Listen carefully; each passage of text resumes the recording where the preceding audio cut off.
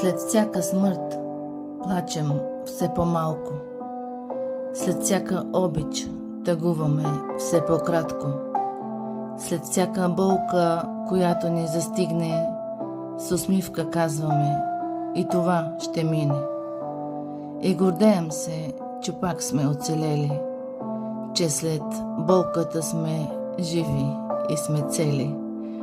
И в този страх от нея да се скрием, сълзите си навътре много често пием, а сълзите са солени, осоляват сърце, очи, душа и нищо не остава.